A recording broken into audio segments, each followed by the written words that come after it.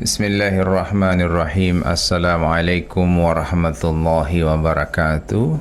Alhamdulillahi rabbil alamin. Wassalatu wassalamu ala asrafil anbiya wal mursalin Sayyidina wa maulana Muhammadin wa ala alihi wa sahbihi ajma'in. Pendengar Poliama Top FM yang sama dirahmati Allah subhanahu wa ta'ala, juga pendengar Cahaya FM Bualemo yang juga insyaAllah sama dirahmati Allah subhanahu wa ta'ala. Pagi hari ini kita alhamdulillah sudah memasuki sahur yang ke-18 ya. Jadi nungko memenguk mola betiata hituluhe Ustaz wan ulo keluarga li Ustaz nungko hituluhe kira-kira tamta tokota hati amiati montu boleh menyapa semua ya masyarakat yang ada di Gorontalo khususnya, insyaallah dalam keadaan sehat walafiat. Walaupun puasa semakin hari akan semakin berkurang, tapi semangatnya jangan sampai berkurang. Kita sudah membahas mengenai hal-hal yang akan menggugurkan dosa kita. Insyaallah apa yang sudah disampaikan oleh Ustadz, 4 hal yakni kita sudah pahami bersama. Pertama adalah musibah, kemudian taubatan nasuha, kemudian juga dengan istighfar, kemudian perbuatan baik yang mengikuti ketika kita berbuat dosa, kemudian kita iringi atau barengi dengan perbuatan baik, insya Allah itu akan menutupi dosa-dosa yang sudah kita lakukan sebelumnya. Makanya sebelum kita masuk lagi kepada poin berikutnya yakni sholat 5 waktu, makanya di bulan suci Ramadan ini mumpung lagi dilipat gandakan pahala, maka kesempatan kita untuk melipat gandakan untuk berbuat baik kepada orang tua ya, istri berbuat baik kepada suami. Jadi itu Ustadz ya, jadi kesempatan istri untuk bisa meraup pahala sebesar-besarnya adalah salah satunya, bukan salah satunya, mungkin juga utamanya adalah berperilaku baik kepada suami. Dia mali bolo jalalullah itu, karena yang dilipat gandakan ini bukan hanya pahalanya tapi juga dosanya. Wanilo talawa atau lipa itu lo hungoto, berarti akan ada dosa juga Ustaz.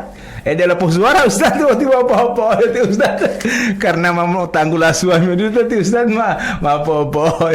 Baik, kita serahkan dulu Pati Ustaz sebelum kita bahas yang selanjutnya. Fadhil. Assalamualaikum warahmatullahi wabarakatuh. Waalaikumsalam. Alhamdulillahi wa kafa, wassalatu wassalamu ala nabiyyina Mustafa wa ala alihi wa sahbihi wa ala sairil wafa wa man tabi'ahum bi ihsanin ila yaumiddin wa atharahu man iktafa.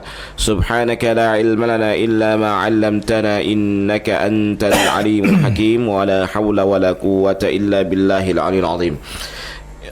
Para pendengar Cahaya FM Bualemo dan juga Poliama Top FM Gorontalo yang insya Allah kita semua dimuliakan oleh Allah subhanahu wa ta'ala. Alhamdulillah kita bersyukur kepada Allah pada pagi hari ini, tepatnya hari yang ke-18 dari bulan suci Ramadan. Allah subhanahu wa ta'ala masih memberikan kepada kita kekuatan, kesempatan untuk masih bisa bersua di kegiatan bingkai Ramadan, dan alhamdulillah Allah juga masih memberikan kesempatan kepada kita untuk bisa bangun sahur pada hari ini, karena sudah hari akhir begini, kadangkala kita tertidur, tidak bisa lagi bangun sahur, dan juga kadangkala juga menu juga tidak mendukung karena akhir-akhir. Tinggal itu tapi kan semua ada, gampang tinggal pencet HP memuncul kamar berbagai macam menu, tapi tergantung daripada kuti-kuti masih banyak kebutuhan ya. Tepat ya. Kita melanjutkan pembahasan kita dari penggugur dosa. Penggugur dosa yang selanjutnya adalah Yang kemarin kita bahas adalah yang sholat 5 waktu, Sholat Ustaz, 5 waktu, ya. Itu salah satu penggugur dosa karena sholat 5 waktu ini luar biasa. Ya. Ambil lebih limona awdetihi sudah gugur dosa ya. Ya, Begitu Ustaz ya. betul. Baru satu langkah, Ya. satu langkah menggugurkan dosa, satu langkah lainnya lagi mengangkat derajat. Betul. Kalau tidak salah saya pernah dengar betul, begitu. Betul. Baru lagi berwudu lagi. Baru berwudu. Berwudu lagi, Belum sholatnya itu. Ya. Jadi itu luar biasanya sholat. Sampai-sampai ada sahabat Nabi yang pernah bertanya kepada Rasulullah, dia dalam keadaan buta, mungkin ada seperti itu Ustaz ya. Dia dalam keadaan buta bertanya kepada Nabi Muhammad SAW, wahai Nabi, apakah saya wajib untuk sholat ke masjid? Ya, harusnya saya ini buta wati aboti pito Rasulullah. Wati ada mau menadeti. Buta, di samping buta juga beliau itu melewati semak belukar. Dia bilang mau tipe atau mau tipe libah mau diolom atau pito hati ada hati mau diolom terus biar atau ada mau diolom. Jadi dia melewati semak belukar. Dia bertanya kepada Nabi Muhammad SAW, wahai Nabi, apakah saya wajib sholat di masjid? Ya, jawaban Jawaban Nabi Muhammad SAW yang apa? pertama. Nabi balik bertanya, hal tasma'un nida? Apakah kamu mendengarkan azan? Pertamanya itu kalau tidak salah pertamanya Nabi iyakan muali. Iya. Muali lah petakan malah huali ngebotita pito adit sahabat yang pito itu. Iya. Kemudian turun Jibril tegur kepada Rasulullah. Ya mal timo dung hebang wah berarti adit kemudian muncul ya. Nabi bertanya itu. Sami hal tasma'un nida? Apakah kamu mendengarkan azan? Tiliangnya me ulang itu ente mau dianggap me tapi itu abe itu pompe. Mau buat otakku betul dianggap me itu. Ya. Setelah itu orang ini mengatakan ya. Apa kata Nabi Muhammad SAW? Man sami'an nida falam ya'tihi fala salata lahu illa min udhrin. Barang siapa yang mendengarkan azan kemudian dia tidak mendatanginya, maka tidak ada salat baginya kecuali ada uzur. Kecuali ada uzur. Uzur di sini dong kok alasan ini walau titih yala. Oh ajan sama ambil hamutu atau yang pertama tidak ada alasan karena apa? Karena kita tidak seperti orang buta itu tadi. Ya, kalau yang buta tadi itu dia melewati semak belukar. Tapi itu semak belukar luar biasa. Jadi apa namanya? Sekarang fasilitas lengkap. Bahkan masjid sekarang megah-megah di pinggir jalan lagi. Tidak ada semak belukar. Teto motor lagi. Teto motor lagi. Terlambat berarti teto motor.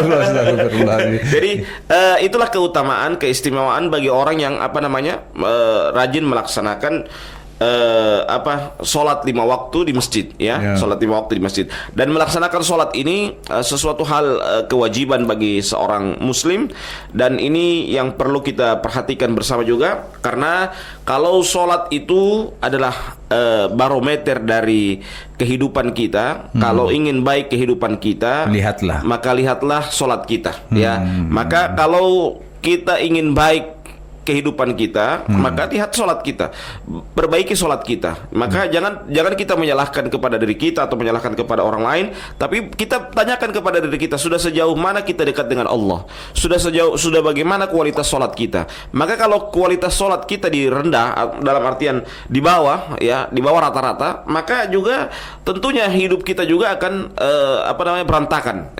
Maka kalau ingin hidup kita baik, maka tentunya kita harus memperbaiki sholat kita dengan sebaik-baiknya. Pendengar yang sama dirahmati Allah Subhanahu wa taala, di bulan suci Ramadan ini seperti halnya Ustaz sudah menyampaikan bahwa dosanya ketika kita meninggalkan sholat itu besar sekali. Lebih besar dosanya daripada kita meninggalkan puasa. Kalau kita harus mengukur derajat daripada kesalahan itu, sehingganya jangan sampai itu bomopo udah alo umo puasa lapata atau lahan tabia. Misalnya Ustadz watia dial otabia. Misalnya dia ada mam tulu he mahui ilu elam ejal olhori wa Patawalolo di Ustaz. Kira-kira bagaimana? Saya lupa, bukan saya sengaja, tapi saya lupa. Ternyata tadi ini anak tidak sholat zuhur. Bagaimana itu Ustaz? Kalau tidak sholat zuhur, kita mungkin gantikan besok hari di waktu yang sama. Di waktu yang sama ya? Iya, di waktu yang sama. Karena zuhur itu kan ada waktunya. Sholat itu kan ada waktunya. Jadi kalau kita mau ganti sholat zuhur di waktu zuhur. Di waktu zuhur. Kalau kita mau ganti sholat asar di waktu asar. Kecuali begitu juga dengan sholat qabliyah, mungkin seperti itu ya. Bisa dilaksanakan pada qabliyah sholat lain. Kalau qabliyah itu apa namanya? Atau ba'diyah. Khusus sholat subuh itu bisa digantikan pada ba'diyah, tapi jangan sholat di masjid, nanti jadi fitnah. Iya, iya. Ya, nanti dikira bawa ajaran baru bahwa apa namanya, ini orang kenapa ada sholat ba'diyah subuh ya? Karena ba'diyah tidak ada ba'diyah subuh kan? Ya.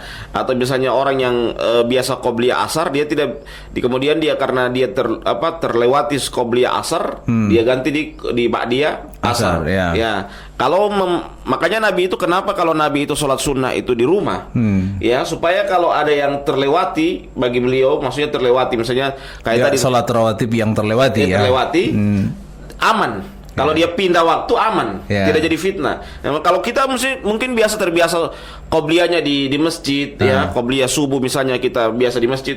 Kemudian kan kita namanya manusia, dia tertidur, ya dia bangun nanti sudah qomat, dia kaget nanti sudah qomat atau sudah azan. Akhirnya terlewati qobliyah itu. Ya, maka para ulama berpendapat kalau tidak sempat, ya tidak sempat melaksanakan qobliyah subuh, maka kita bisa menggantikan di ba'diyah subuh itu. Cuman makanya saran saya, tapi itu bukan ba'diyah subuhnya. Bukan ba'diyah subuhnya. Kita bukan tujuan untuk ba'diyah subuhnya, tapi qobliyah subuh yang terlewati. Ya qobliyah subuh yang. Jadi tapi yang begitu-begitu harus sholat di rumah, jangan sholat di masjid. Supaya apa? Supaya orang tidak tidak memprotes kita, jangan sampai kita dianggap membawa ajaran baru karena kita sudah membawa seakan-akan kita melaksanakan sholat ba'diyah subuh, padahal kita bukan melaksanakan sholat ba'diyah subuh, tetapi kita itu hanya menggantikan qobliyah subuh yang terlewati. Kita terlambat bangun, terlambat kaget dari tidur kita, sehingga terlewati qobliyah subuh tersebut. Gitu. Misalnya maledungga asari, lapatamun ta asari dia lo ba'diyah pada saat zuhur. Kemudian setelah asar kita orang ba'diyah. Karena orang tanya, lo ngelem ba'diyah asari, ba'diyah ulabuti, ba'diyah lo zuhur. Jelo kita tidak laksanakan waktu setelah sholat zuhur tadi, makanya ba'diyah sekarang. Makanya, tapi beda. Ini orang zaman sekarang mengedepankan fitnah daripada berbaik sangka. Itu yang pertama. Yang kedua, jangankan yang sunnah mereka mau ganti, yang wajib saya orang tidak mau ganti. Itu di zaman sekarang kan. Kalau ini yang kita bahas ini kan yang sunnah, hukumnya sunnah. Rawatib itu kan sunnah, ya, bukan hukumnya wajib kan. Tapi orang lebih condong, sedangkan yang wajib saja mereka kadang tidak ganti, tidak ganti. Itu pentingnya kita kalau memang kalau orang-orang yang memang fokus dan istiqomah dengan ibadah mereka, jangankan puasa yang wajib, jangankan ibadah-ibadah yang wajib, ibadah yang sunnah pun kalau mereka terlalaikan, maka mereka gantikan pada hari yang berikutnya, ya. Contoh misalnya begini, karena kalau di bulan Zulhijjah itu kan 11, 12, 13 itu kan hari tasyrik. 11, 12, 13 hari di bulan Zulhijjah.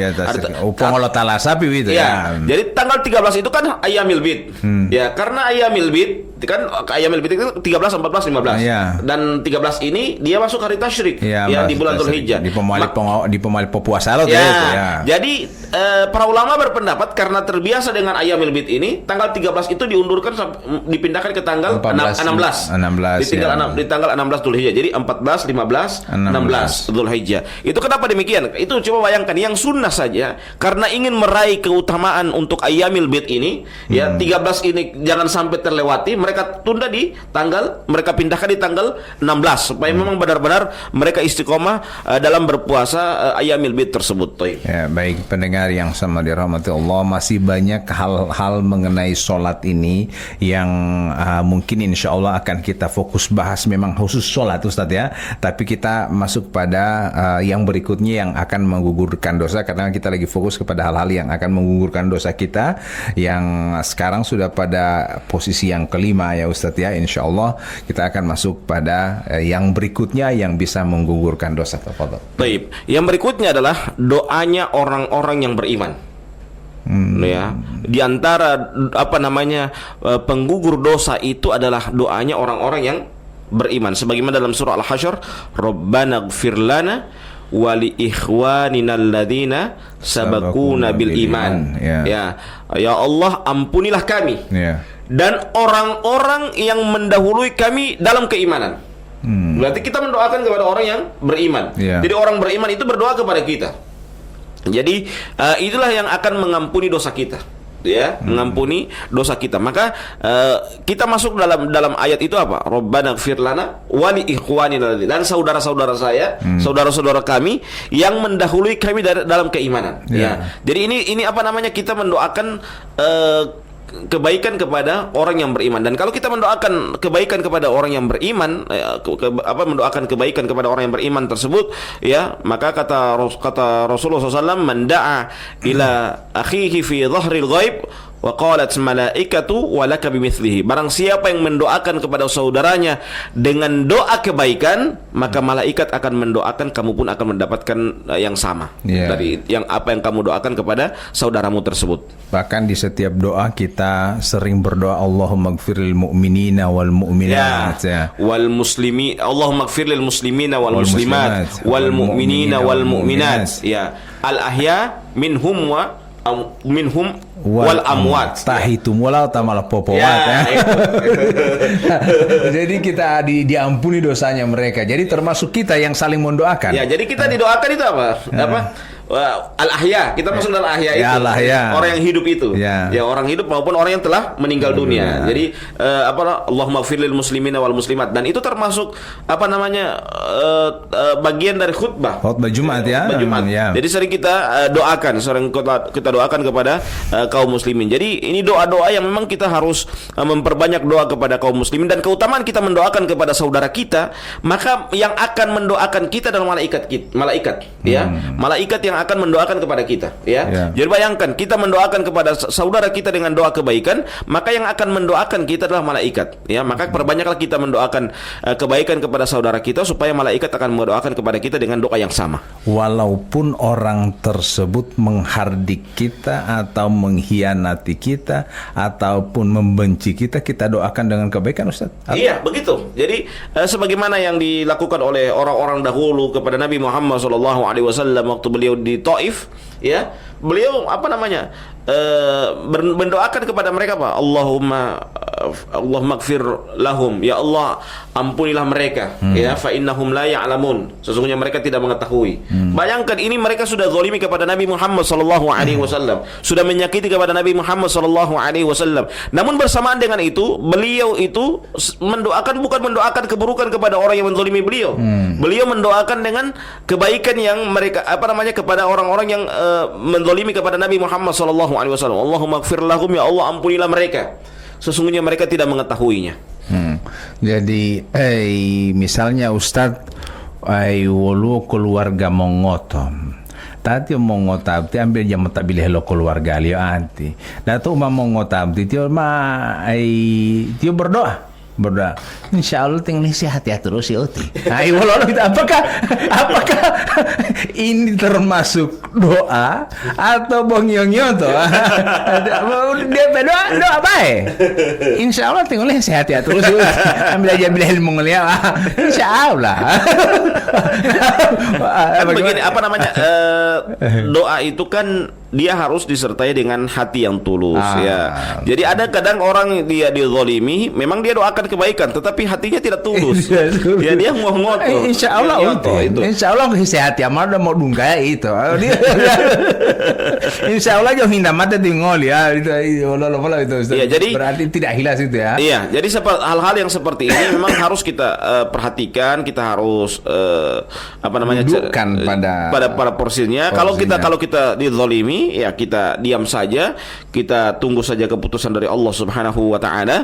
Tetapi juga yang paling penting adalah kita memaafkan dia. Memaafkan dia. Urusan dia menzalimi itu urusan dia dengan Allah Azza wa Jalla. Semakin banyak dia menzalimi orang, karena kezaliman itu adalah sebuah hutang. Ya, kezaliman itu adalah sebuah hutang. Maka kalau dia semakin banyak menzalimi orang lain, maka insya Allah Allah akan membalas dia setimpal dengan apa yang dia zalimi kepada orang lain tersebut. Kalau ada seseorang yang sering berbuat maksiat, ya, jadi saya sering mendengarkan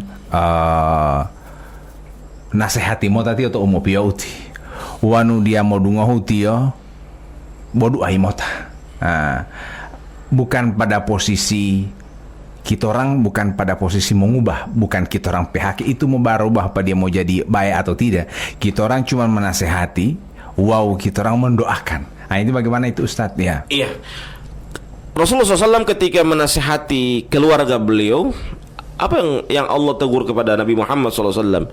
Innaka la tahdi man ahbabta walakinallaha yahdi man yasha. Sesungguhnya engkau tidak akan memberikan petunjuk kepada orang yang engkau cintai. Walakinallaha yahdi man yasha. Akan tetapi Allah Subhanahu wa taala lah yang akan memberikan petunjuk kepada siapa yang Dia kehendaki. Jadi petunjuk itu datangnya dari Allah Azza wa Jalla. Hidayah itu datang dari Allah. Maksudnya hidayah apa namanya? Hidayah itu taufik namanya. Hidayah taufik. Dari hidayah taufik itu dari Allah. Tugas kita apa? Hidayatul bayan, memberikan penjelasan. Wa ma alaina illal balagul mubin. Ya, dalam surah Yasin. Tugas kita apa? Hanya menyampaikan, ya. Hanya menyampaikan, illal balagul mubin, memberikan apa namanya, penyampaian atau menyampaikan, dan yang kedua apa? Mubin, memberikan penjelasan. Tugas kita itu. Urusan hidayah itu bukan urusan kita, hidayah taufik maksudnya. Urusan apa namanya, orang itu mendapatkan petunjuk atau tidak itu bukan urusan kita, tapi itu urusan Allah Subhanahu wa taala. Makanya Imam Athaillah mengatakan dalam sebuah perkataan yang sangat indah, beliau mengatakan apa? Arih nafsaka minat tadbir. Istirahatkanlah dirimu dari tadbir. Tadbir itu maksudnya apa? Sesuatu yang diatur oleh Allah. Yang diatur oleh Allah itu termasuk hidayah. Jangan kita dia mah pengatur Ya, jadi yang diatur oleh Allah itu apa? 3 termasuk plus 1. Jodoh, ajal, rezeki, tambah 1 hidayah. Ya. 4 itu yang diatur oleh Allah Subhanahu wa taala. Jadi 4 ini kita hanya berusaha. Jodoh, kita berusaha hanya mencari jodoh. Rezeki, kita hanya berusaha mencari rezeki. Ya. Ajal tidak mungkin kita cari. Ya. Maksudnya hidayah, kita berusaha untuk jalan-jalan untuk mendapatkan hidayah, termasuk mendengarkan bingkai Ramadan. Itu jalan-jalan untuk kita berusaha mendapatkan hidayah. Ya. Setelah itu urusan hidayah itu urusan Allah Subhanahu wa taala. Makanya Nabi, yang sebagaimana kita sudah sampaikan kemarin, kita senantiasa berdoa kepada Allah Subhanahu wa taala. Nabi Muhammad SAW mencontohkan kepada kita setelah salat subuh, Nabi Muhammad SAW berdoa apa? Allahumma inni as'alukal huda wat tuqa wal afafa wal ghina. Ya Allah, saya meminta kepadamu apa? Petunjuk. Bayangkan sekelas Nabi Muhammad SAW, Nabi senantiasa meminta kepada Allah Subhanahu wa taala petunjuk. Ya, wat tuqa dan ketakwaan, wal afaf dan harga diri, wal ghina, ya, dan juga kecukupan dari harta. Ini menunjukkan kepada kita apa? Bahwa seseorang itu diberikan hidayah oleh Allah Subhanahu wa taala, itu benar-benar hidayah taufik dari Allah Azza wa Jalla. Ya, tugas kita hanya menyampaikan. Bayangkan sekelas Nabi saja meminta kepada Allah hidayah. Itu sekelas Nabi yang sudah dijamin oleh surga, ibadahnya sudah diterima oleh Allah Subhanahu wa taala. Bersamaan dengan itu beliau masih meminta hidayah, meminta petunjuk kepada Allah Azza wa Jalla, ya, meminta petunjuk kepada Allah Azza wa Jalla. Ini menunjukkan kepada kita bahwa betapa pentingnya kita harus senantiasa mencari jalan-jalan hidayah tersebut, ya, karena hidayah itu sangatlah mahal dan hidayah itu harus dijemput. Ya, hidayah itu jangan ditunggu. Hidayah itu harus dijemput. Cara menjemput hidayah itu bagaimana? Pertama, kita rajin mendengarkan bingkai Ramadan ini, diantaranya. Ya, juga rajin datang ke majelis taklim, ya, rajin datang ke perkumpulan orang-orang baik, ya, perkumpulan orang baik, perkumpulan tadarus Al-Quran, ya, rajin mendatangi tempat-tempat kebaikan supaya apa? Supaya hidayah itu kita jemput. Ya, hidayah itu yang kita jemput. Jadi begitu juga kalau kita datang ke masjid. Kalau ada majelis taklim, kita duduk sebentar, kita dengarkan sebentar itu. Karena apa? Karena itulah jalan-jalan hidayah. Kalaupun kita masih sibuk, mungkin kita setelah kita melaksanakan sholat, kita maksimalkan sholat kita. Setelah itu kita mungkin bisa keluar sedikit. Namun kita harus ada pengganti. Kalau kita tidak hadir di majelis yang dibentuk di masjid itu, maka kita punya majelis-majelis yang lain yang sama dengan hal itu supaya kita senantiasa tersentuh dengan hidayah tersebut. Ketika kita punya masalah, kadang kita merasa bermasalah dengan saudara kita, orang tua kita, suami kita, istri kita yang doyan dengan maksiat. Otohilali mongolio umo, artinya melanggar perintah Allah. Butia utatu butia bali mabolohu al ulaito dinio ma dia mau dungohu ma hepate udah botak dia mau dungohu lapata olo ma pohutu umama olita keluarga. Nah, ini pada posisi ini kasihan saudara, kasihan keluarganya melihat ini dia atau hilali mengliuti. Dia sudah berdoa kepada Allah. Kira-kira mak polo mak pengolah tali. Jadi tugas kita sudah selesai. kita sudah menasihati, bahkan sampai melakukan kontak fisik ya. Kemudian kita sudah doakan, tapi ujung-ujungnya hidayah datang dari Allah. Jadi dia maapos stres leto. Tidak usah kita fokus dengan ibadah kita tetap khusyuk dengan sholat kita khusus dengan amal kebaikan kita. Wa nutiu mailole itu bodu aimola de Allah Ta'ala, karena cukup kita sudah nasihati, kita sudah pukul mungkin seperti itu karena saudara sendiri, kita sudah orang tua juga mungkin sudah menasihati, tapi semua sutit dia mau pengali yo. Belum hudu de Allah Ta'ala, semoga dia bisa diberikan hidayah untuk memperoleh kebaikan. Dia maapos stres karena donggo cobaan. Mungkin itu sebagai musibah poli itu ya Ustaz, atau keluarga ya, yang akan menjadi penggugur dosa kita. Mungkin paling mau itu mungkin kita kembalikan ke sana bahwa mungkin ini sebagai bagian daripada dinamika kehidupan, dinamika untuk mengarah kepada yang lebih baik. Mungkin suatu saat nanti insya Allah kita doakan dia akan memperoleh petunjuk dan hidayah dari Allah Subhanahu wa Ta'ala. Dia maatuang atau dalam hilau ya tali itu mau stres mau lita keluarga atau walala ustaz atau limantian mau dia ngope hena amai lo polisi ati lo tugas keamanan dia boleh nasihati ma itu tata uti ma bolo mau pusing itu pihak keamanan. Artinya seperti itu Ustaz. Jadi sudah keluar masuk, bahkan pernah masuk penjara misalnya, sudah di 1 minggu di sana karena mabukan di jalan, kemudian keluar lagi mabukan lagi, akhirnya kan keluarga tetap malu juga. Dia ini apakah pada posisi ini pihak keluarga mau walau dulu Ustaz, kira-kira dari sisi Ustaz, jadi apa namanya, kalau keluarga ada yang demikian, pertama kita senantiasa mengingatkan dia, jangan bosan-bosan untuk mengingatkan dia. Dia mesti terus dia pemberian dia Ustaz ya, tetap terus. Karena dia bagian dari keluarga kita. Kalau bukan keluarga kita mungkin kita cuma sekedar begitu, tapi kalau ini keluarga kita, mungkin itu kita harus lebih intens lagi untuk memberikan peringatan. Jangan bosan-bosan untuk memberikan peringatan kepada keluarga kita. Selama kita masih punya power untuk memberikan menasihati dia. Yang kedua, kita harus juga mendoakan dia agar diberikan kebaikan, diberikan hidayah. Ya, jadi kita mendoakan kepadanya untuk juga diberikan hidayah oleh Allah Subhanahu wa Ta'ala. Seperti itu tadi kan, mendoakan orang lain justru akan menghapus dosa kita. Akan menghapuskan dosa kita. Jadi kalau kita senantiasa mendapatkan doa dari orang-orang yang beriman, maka itu termasuk kita akan mendapatkan penghapusan dosa. Jadi kita mendoakan kepada dia dengan harapan dia dosa-dosanya juga terhapuskan. Dengan apa? Dengan juga dia tersentuh dengan hidayah tersebut. Kalau dia sudah tersentuh dengan hidayah atau kita bujuk dia dengan apa yang dia inginkan. Kadang-kala kan orang bisa dibujuk dengan uang, maksudnya dibujuk uang, yang penting ente sholat. Saya pernah dapati ada orang yang dia di satu tempat dia rajin minum khamar, tapi suatu ketika dia mau melamar kerja, yang bosnya ini sarankan untuk boleh ente bekerja sama anak. Atau limau yo mem karajate botu syarat dili yo. Rajin sholat dan berhenti inggilal mabuti umungilu mabuti debo mato limau ya ni patapo tabi ya. Jadi padahal dia ini memang pecandu keras dari minuman keras. Tidak pernah berhenti, bahkan dia dijuluki dengan si mata merah. Karena saking mata merahnya itu, karena dia pecandu keras minuman keras itu. Karena dia ingin itu namanya hidayah lewat pekerjaan. Dia ketemu dengan bos yang bosnya orang beriman dan bosnya itu memberikan syarat dengan syarat-syarat ini. Ya, pertama syaratnya ente berhenti minum minuman keras. Yang kedua ente rajin sholat. 2 itu saja, tidak ada lebih. Gampang itu keterampilan lain itu. Keterampilan lain. Setelah itu dia berusaha semaksimal mungkin. Alhamdulillah sampai sekarang bukan lagi, jangankan dia mau nongkrong dengan orang yang peminum itu, baru mau cium minuman saja dia sumarah.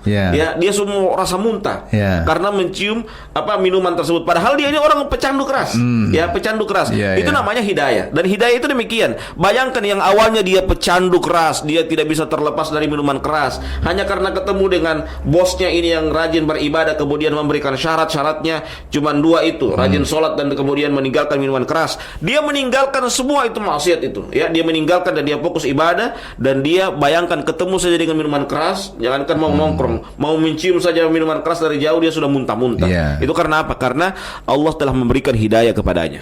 Jadi mungkin DP saudara-saudara senasehati, DP orang tua senasehati tidak pernah berubah, tapi lewat bosnya dia dapat hidayah. Jadi kita orang ini tidak akan tahu bahwa hidayah itu muncul dari siapa. Ya, begitu. Gitu ya. Jadi insya Allah di bulan suci Ramadan ini setidaknya kita diingatkan kembali, dan insya Allah kita akan memperoleh diberi petunjuk oleh Allah Subhanahu wa taala untuk selalu melakukan kebaikan. Dan Ustadz karena mau aku tu poli tu mau hindu insyaallah tu ulong bumi mau dung kaya ulang itu bangun sahur. Kedua Ustaz. Kita tutup dengan bacakan doa kafaratul majelis. Subhanakallah bihamdika asyhadu an la ilaha illa anta astaghfiruka wa atubu ilaik. Wassalamualaikum warahmatullahi wabarakatuh. Bismillahirrahmanirrahim. Assalamualaikum warahmatullahi wabarakatuh. Bangun, bangulo, mamo suhuru, bangun sahur. Tato Poliama, Tameto Cahaya FM. Insyaallah semuanya yang ada di Gorontalo sementara bersama kami, mendengarkan kami, insyaallah semua dalam keadaan sehat walafiat. Alhamdulillah, summa alhamdulillah, kita dipertemukan kembali Allah Subhanahu wa taala dalam bingkai Ramadan, dan kita bersyukur atas segala nikmat Allah Subhanahu wa taala. Dongko lohia dia tutumula haya meile dunggaya walau puasa yang kusudah ke-19 bolong PE Poli 50 itu putaran kedua. Nah, ini sudah di ujung-ujung putaran kedua, dan insyaallah ingin ma hereken yondomola hayal yondomola U19 U18 yang sudah kita lakukan begitu kira-kira wolo umaila tapundo.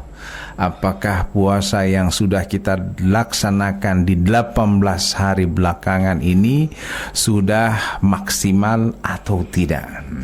Jadi mumpung masih ada waktu 11 hari sampai 12 hari ke depan, kita insya Allah memaksimalkan ibadah kita.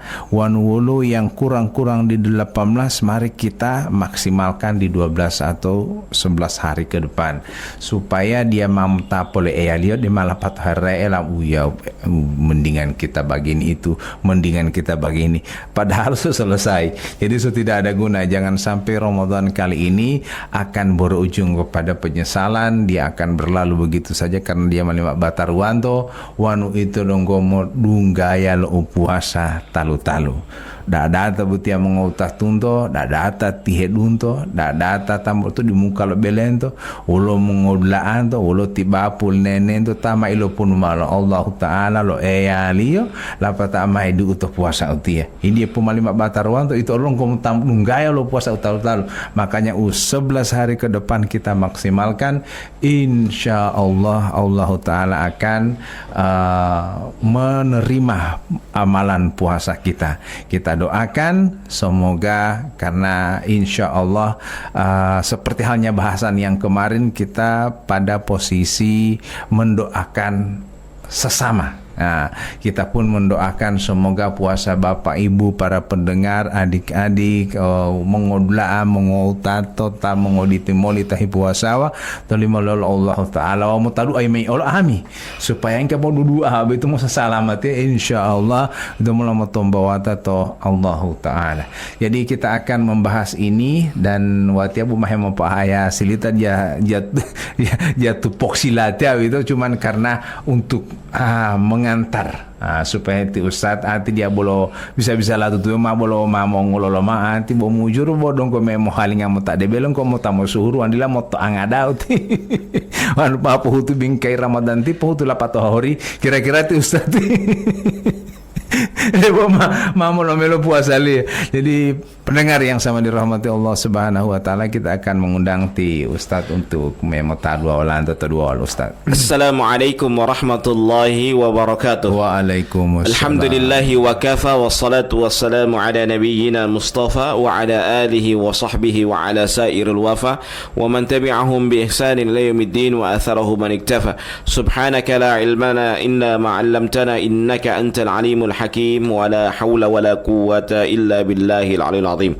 Para pendengar Cahaya FM Bualemo dan juga Poliama Top FM Gorontalo yang insyaallah kita semua dimuliakan oleh Allah Subhanahu wa taala. Alhamdulillah, kita bersyukur kepada Allah Rabbul Alamin, Rabbu Jalla Jalaluh, yang senantiasa memberikan kepada kita kekuatan, kesempatan sehingga kita bisa menjalani bulan suci Ramadan. Hari demi hari telah meninggalkan kita dan kita sudah berada di hari yang ke-19 dari bulan suci Ramadan. Salawat beriring taslim kita haturkan kepada junjungan kita Nabi Allah Muhammad sallallahu alaihi wasallam, kepada keluarga beliau, sahabat beliau, dan insyaallah curahan rahmat tersebut akan sampai kepada kita selaku umatnya yang komitmen dan konsisten dengan ajaran di bawah beliau.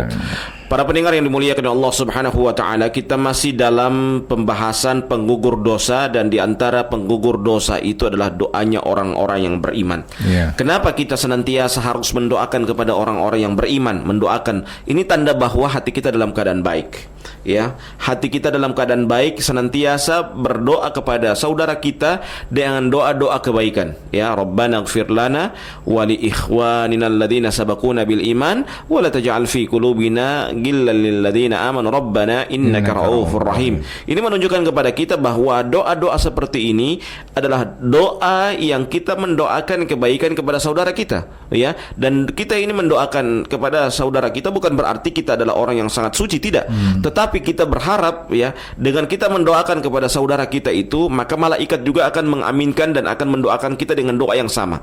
Bayangkan kita mendoakan kepada saudara kita dengan doa kebaikan, maka malaikatlah yang akan membalas kita dengan mendoakan kebaikan yang sama kepada kita. Kalau malaikat yang mendoakan kepada kita dengan kebaikan yang sama, ini menunjukkan bahwa malaikat ini adalah termasuk makhluk Allah yang mulia, ya. Makhluk Allah yang mulia yang mendoakan kita dengan kebaikan tersebut. Maka pentingnya kita untuk senantiasa mendoakan kebaikan kepada orang-orang yang beriman, mendoakan orang-orang yang soleh dan soleha itu supaya apa? Supaya kita senantiasa diliputi dengan hidayah, diliputi dengan kebaikan. Dan kalau kita sudah senantiasa senang dengan kebaikan itu menunjukkan bahwa hati kita dalam keadaan bertakwa. Allah Subhanahu wa taala berfirman dalam Al-Qur'anul Karim, "Wa may yu'azzim sya'airallah fa innaha min taqwal qulub." Barang siapa yang mengagungkan syiar-syiar Allah Subhanahu wa taala, dan ini menunjukkan kepadanya bahwa hatinya sementara bertakwa kepada Allah Azza wa Jalla. Jangan sampai kita merasa betul mau topotal Allah untuk Ustaz. Kita sudah merasa beriman dan sudah tidak peduli lagi dengan orang lain. Hingga hilam, hingga tamelio. Kadang saya mendengar kalimat hingga tamelio. Ila patah soroga boti pemakai mutu harapule boti soroga boki kio hingga boti itu mama atau dalamnya. Surganya Allah itu begitu luas.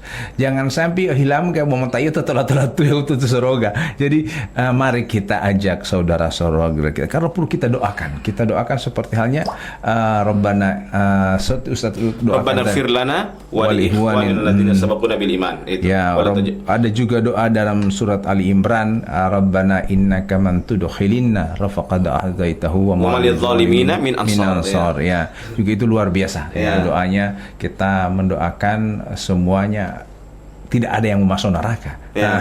Karena betul neraka tibuai hingga bohe hayalio mola ambil abeli bolio. Sudah sangat menyengat dan akan menakutkan. Seperti halnya dalam surah yang pernah saya dengar di surah Al-Mulk, ya Ustaz, ya masih jauh sedapa bau ini surga, sedapa bau ini neraka. Dan seperti halnya itu Ustaz sering sampaikan bahwa dia kalau nama dia mau libuti mau polele buti uti odie, itu kan tidak ada menasihat ya.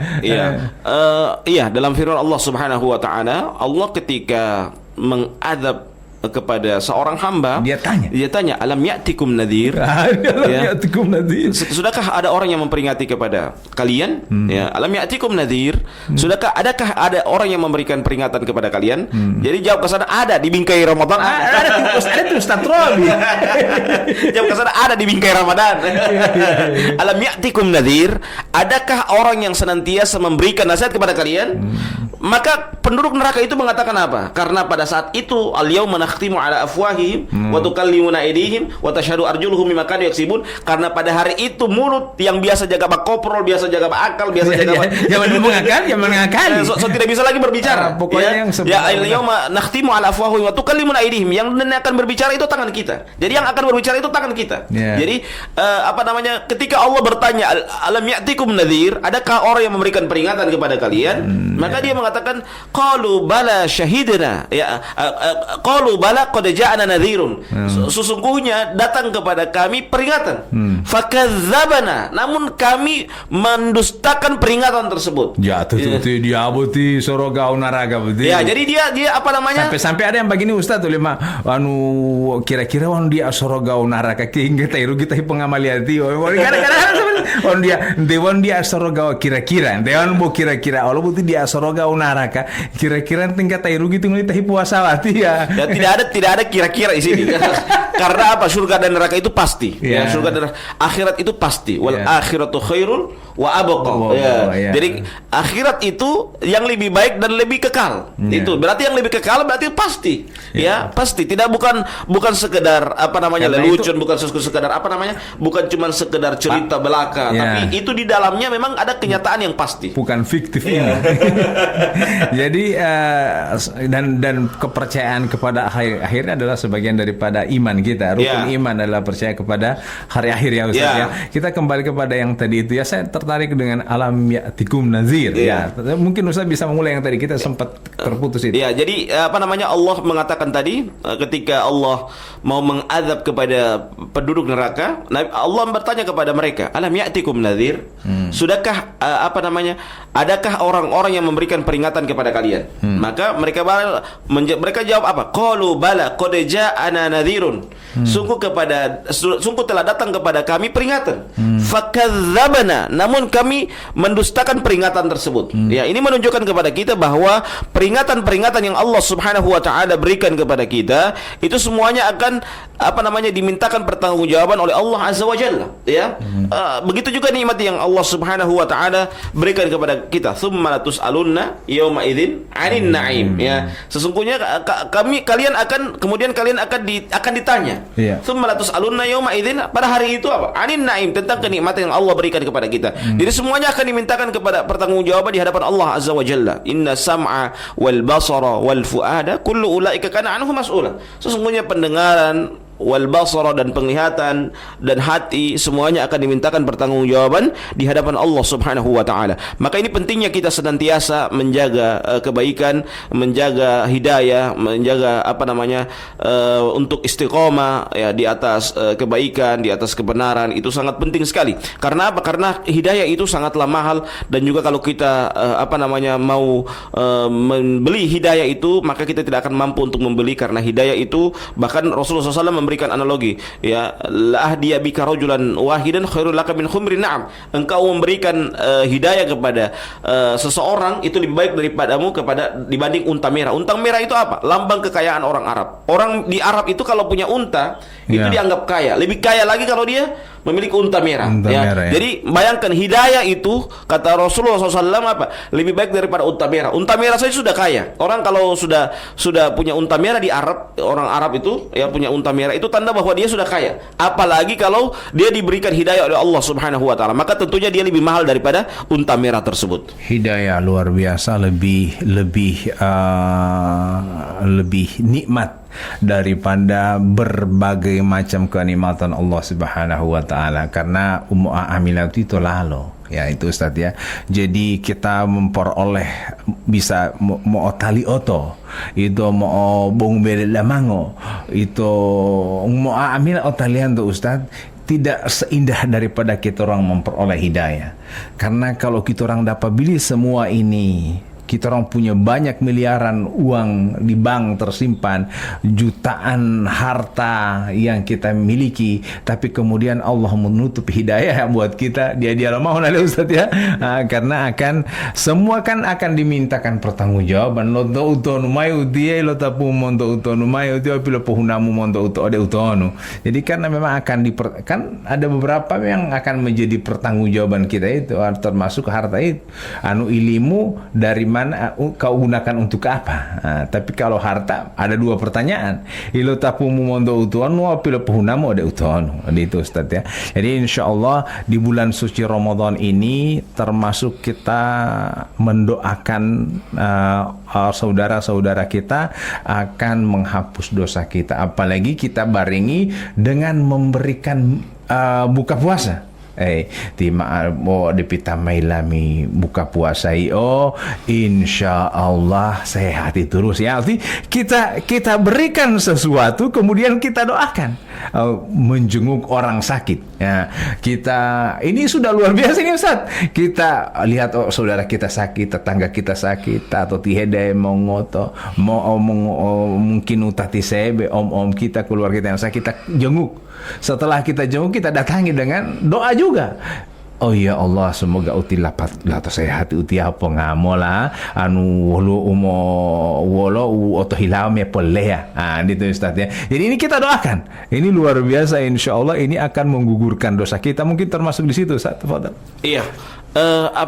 Kita memberikan kebaikan kepada orang sambil berdoa lagi. Iya. Jadi kita memberikan kebaikan sama orang. Kemarin kita sudah bahas tentang amal soleh. Ya, amal soleh itu termasuk kebaikan. Ya, makanya sering kalau orang bertanya sama saya, Ustadz, saya ini orang buruk Ustadz, sering melakukan keburukan maksudnya.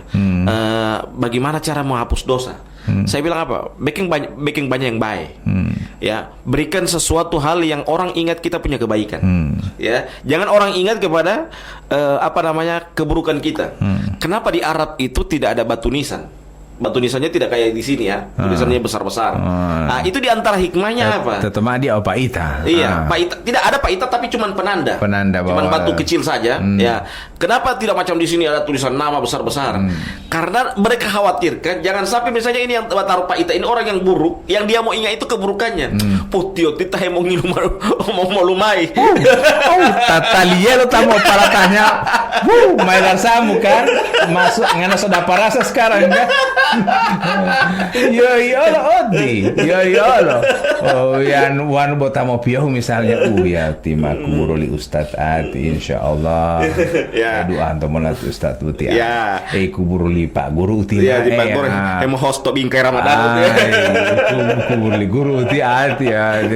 Ya Allah. Jadi kan orang akan ingat itu kebaikan kita. Makanya itu diharap kenapa itu kalau Bapak Ibu pendengar semua mendengarkan melaksanakan umroh ataupun haji, kalau ziarah ke Baki kemana, itu seperti lapangan yang luas, yang ada pun cuma batu yang kecil-kecil yang sebagai penanda bahwa itu kuburan. Ya. Tapi beda nih kalau di Gorontalo kan DP Paita besar sekali, ya itu besar, karena mereka khawatir jangan sampai demikian yang meninggal ini misalnya orang yang orang yang tukang bagatek, tukang bataria di jalan, tukang cari masalah, ya. Kemudian ketika dia meninggal dunia, orang bukan ingat DP kebaikan, tapi orang ingat itu keburukannya, jangan sampai demikian. Jangan sampai lu minuman tadi bala kebeli loli. Jabo mahila male ula betu. Apelu untuk kubur dia masih tertuduh. Ada halat. Dia kubur lo tamat tawa malu tiru patah lu mata aku tadi bala kebeli lo bunyi tadi bala kebeli. Akhirnya moli malu. Jangan sampai botai late itu tamai aku. Ambil hati tamai late engkau tertuduh. Itu mungkin ada hal yang itu ada sebenarnya kalau paita itu sebenarnya juga untuk tujuannya supaya juga di samping kita penanda yang paling inti itu kita menanamkan kebaikan kepada orang lain. Supaya kalau orang melihat patron pekuuran yang orang ingat itu ini orang baik sekali. Baik orang ini. Open mulai itu elai mata ompio. Open mulai itu elai mata ompio. Jama elai betul mulai elai mapio supaya itu mau tapu hati mau tadi. Jangan sampai humba dulu lo malaikat. Karena elan tutup muleta itu karena elan tutup muleta itu berarti dia akan disiksa pada di kubur nanti. Nah, Maka oleh sebab itu kita harus memperbanyak memperbaiki berbuat kebaikan. Berbuat kebaikan supaya kita itu yang akan diingat kebaikan kita. Walaupun kita mungkin yang memang dulu orang kan punya masa dulu. Para sahabat Nabi itu kan orang yang buruk dulu. Ya, mereka orang kafir. Maksudnya mereka belum terkena hidayah dari Nabi Muhammad SAW. Walaupun demikian, mereka coba bayangkan setelah mereka mengenal Nabi, mengenal Islam, mereka berusaha untuk berbuat kebaikan terus. Sehingga yang orang ingat sampai sekarang, coba bayangkan, yang diingat di masa sekarang itu bukanlah keburukan mereka, tapi yang diingat adalah kebaikan mereka. Karena apa? Karena mereka walaupun mereka pernah melewati masa-masa kelam, masa-masa hitam, dunia hitam, tetapi yang senantiasa diingat oleh kaum muslimin itulah kebaikan mereka. Itulah pentingnya kita berbuat kebaikan setelah kita setelah kita mungkin awalnya di masa kelam, masa gelap gulita, ya kita menghiasi dengan kebaikan sampai kita meninggal dunia. Supaya kalau pada saat kita meninggal dunia, orang tidak ingat keburukan kita, tapi orang ingat adalah kebaikan kita. Kita berbuat baik juga, kita bukan berniat supaya elalo tahu umupio. Bukan seperti itu. Kita berbuat baik itu karena Allah. Ya, kita niatkan dulu karena Allah. Urusan lo manusia lihat umpio atau lihat umolio enggak mau itu hilali mongolio. Yang penting kita berbuat baik dulu. Kadang selama hidup orang tidak tahu kita berbuat baik. Dema matemota itu mau lo tahu bahwa ternyata tiba-tiba tampio dah. Itu yang seperti ini yang kita inginkan. Biar kita di dunia ini artinya dia tahu itu umupio, biar tidak terkenal di dunia tapi terkenal di langit. Biar dema ila patama ta itu mailo pon Allah taala patama elalo manusia. Wanu jati Ustaz Robi Baito. Wa udia lo tapu hidayah. Wanu dia jadunga hebin kayak Ramadan. Itu. Jadi kadangkala kita hilangkan dulu tujuan kita. Tujuan kita ini adalah kepatuhan, sami'na wa ata'na dulu. Kita dengar, kita patuh. Jangan terlalu banyak bertanya utia, longola utia. Akhirnya pulital uintu ma'o lapata dia melakukan. Mulu hari raya, apa tampil dia mau puasa. Mabolo bubuto lalu 29 atau 30 hari buti puasa. Patahin itu mangoloi puasa. Jadi papatya lo mau subuh itu mau kuno atau dihila mau subuh itu atau mau kuno ya lo tak biasa dihi ya kalau saya justru kita bahas tentang perbedaan. Kalau saya lebih condong kalau ada perbedaan begitu saya lebih senang. Kan begini, biasanya kan Lailatul Qadar itu kan sering datang ke malam-malam ganjil. Kalau dia perbedaan berarti semua malam ganjil. Saya asik berusaha misalnya 10 hari itu hari malam ganjil semua. Karena ada yang mengatakan puasa putih beli ganjil. Walau tambah segenap. Akhirnya bubuto lah. Jadi toran kesimpulannya supaya toran dapat kebaikan, kita anggap ganjil semua ini. Ganjil semua. Supaya berlomba-lomba karena orang biasa kan cuma pilih ganjil itu, dia rajin beribadah. Kalau genap tunggu dulu kan belum ganjil itu. Tunggu dulu, mau istirahat dulu saya nanti poli ganjil, poli baru poli ibadah poli kan. Jadi kalau misalnya kita sudah mulai memilih di malam-malam ganjil seperti itu, kalau ada perbedaan pendapat saya lebih senang itu. Alhamdulillah perbedaan pendapat. Maksudnya bukan saya cenderung kepada perbedaan pendapat, tetapi sisi positif yang saya lihat. Sisi positifnya apa? Kita mendapatkan malam ganjil kedua-duanya, sehingga kita meraih kebaikan yang terus-menerus di malam ganjil itu. Kita berusaha semangat kita tidak kendor hanya karena kita melakukan kebaikan hanya separuh-separuh. Ustadz bilang tadi salah satu penghapus dosa yang kita sementara fokus adalah doanya orang yang beriman. Ini doanya orang yang beriman ini hanya untuk dosa atau juga bisa untuk yang lain, misalnya artinya DP ibadah bagus, kemudian saya minta doa pada dia supaya saya sembuh dari penyakit saya. Mau itu Ustaz? Begini, ini kan yang pernah terjadi kepada Rasulullah SAW ketika Umar bin Khattab mau memintakan berdoa kepada Rasulullah SAW yang kemarin kita sudah bahas beberapa pertemuan yang lalu di tahun lalu. Kita bahas tentang Uwais Al-Qarni. Jadi kan ini kan bayangkan Umar minta doa kepada Nabi Muhammad sallallahu alaihi wasallam. Kalau dipikir Nabi itu bisa mendoakan dan doa Nabi itu pasti tembus. Ya. Tetapi kenapa Nabi Muhammad sallallahu alaihi wasallam mengarahkan kepada Uwais Al-Qarni? Pona almonte ya dilewaisi. Ya, Uwais Al-Qarni. Jadi bayangkan Umar ini sahabat Nabi yang dijamin oleh surga. Dia bisa berdoa sendiri. Dia minta sama Nabi, Nabi juga bisa mendoakan ya.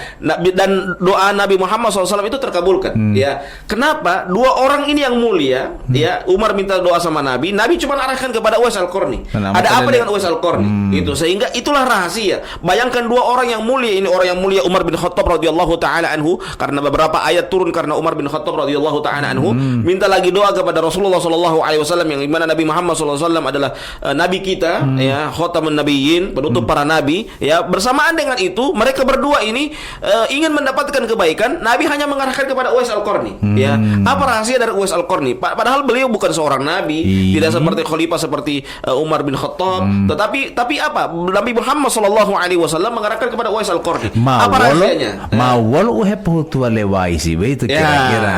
Jadi apa rahasia dari Uwais Al-Qarni? Itu yang kita harus lihat. Kadang kan begini, misalnya kalau kita melihat mungkin di beberapa kejadian yang lalu, ada orang yang mungkin yang goje, kemudian yang apa namanya, dia banyak disolati oleh banyak orang, ya, ketika dia kecelakaan dan lain sebagainya. Nah, ini kan yang kita lihat. Saya lihat dari sisi positifnya. Saya bukan lihat bentroknya itu, tapi saya lihat dari sisi positifnya. Kenapa? Apa rahasia amalan yang dia lakukan sehingga dia disolati oleh ribuan masyarakat, ya, ribuan masyarakat yang menyolati sholat jenazah orang ini. Padahal dia hanya, kalau kita lihat mungkin kalau di mata kita, mungkin kita lihat mata sebelah, apa namanya, orang biasa saja. Tetapi kenapa dia termasuk orang yang sangat luar biasa, bahkan yang menyolati dia adalah jamaah ribuan, bahkan jamaah itu banyak yang datang kepadanya untuk menyolati dia. Apa rahasianya? Sama juga dengan apa, Umar bin Khattab datang kepada Uwais Al-Qarni. Apa rahasianya sih? Kenapa Umar meminta kepada Nabi, Nabi opor kepada Uwais? Padahal itu Nabi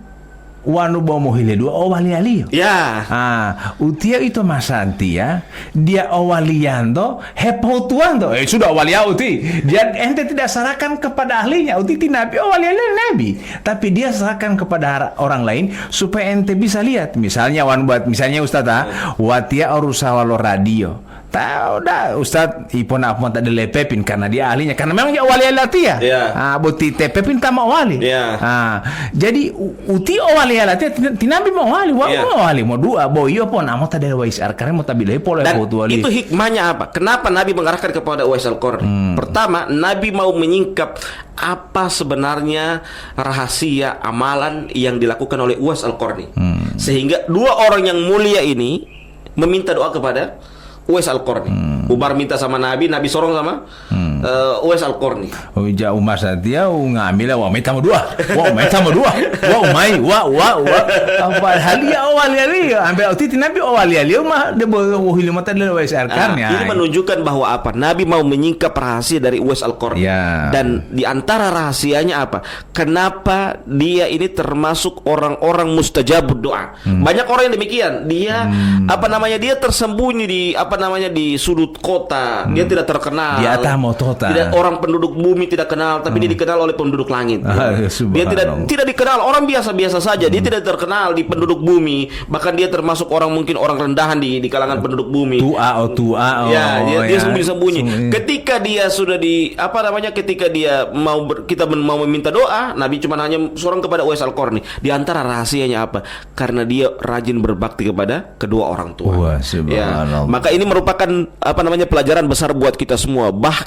Orang-orang yang di antara sebab mustajabud doa, di antara sebab Allah Subhanahu wa taala ya memberikan kepada kita orang-orang yang termasuk cepat dikabulkan doanya oleh Allah Azza wa Jalla, di antaranya apa? Orang yang rajin berbakti kepada kedua orang tua. Sebaliknya, kalau keburukan atau kalau masalah yang silih berganti kepada kita, tak henti-hentinya. Pasti urusan utama cuma dua alasannya. Dia durhaka sama DP orang tua, dan yang kedua durhaka sama guru. Cuma dua itu. Kalau dia punya masalah dan kandas semua masalahnya, dia pingin kebaikan, kadang ada masalah, kadang banyak masalah silih berganti kepadanya. Cuman dua itu alasannya. Kalau bukan dia durhaka sama orang tuanya, kedua dia durhaka sama sama gurunya. Cuman dua itu. Karena sebab keberkahan itu tergantung guru yang bagaimana. Iya. Guru lo langka dia mengolah. Tapi guru yang bagaimana? Ya. Yang dimaksudkan guru di sini adalah memang Rabbir ruh. Ya. Dia bukan cuma sekedar mentransfer ilmu, tetapi dia senantiasa mendidik, merubah karakter kita, memperbaiki karakter kita menjadi karakter yang lebih baik. Itulah Murabbir ruh namanya, yang senantiasa membimbing ruhani kita menjadi ruhani yang baik, yang senantiasa taat kepada Allah Azza wa Jalla. Dia bukan hanya sekedar mentransfer ilmu, tetapi dia benar-benar memperhatikan ibadah kita. Dia benar-benar memperhatikan amaliyah kita sehari-hari, apa yang kita lakukan, bagaimana progres ibadah kita, bagaimana progres amaliyah kita yang kita lakukan. Guru itu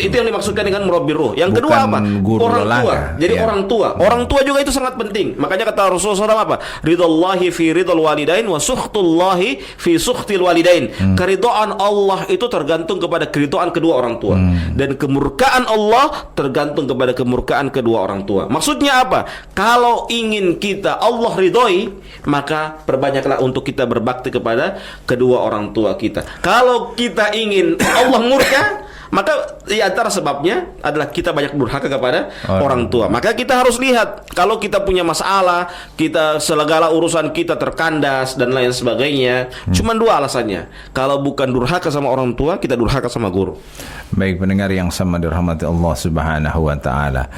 Perbuatan baik apa yang dilakukan oleh Uwais Al-Qarni? Dia disebut dengan berbuat baik kepada orang tuanya. Walau heputu oleh Uwais Al-Qarni itu Ustaz, kira-kira wanu watiamu hindu, kira-kira walau heputu. Iya, dia itu sebelum dia kan beternak, ya. Sebelum dia melakukan aktivitas, yang dia dahulukan adalah dia memberikan makan, memberikan minum kepada orang tuanya yang sudah renta.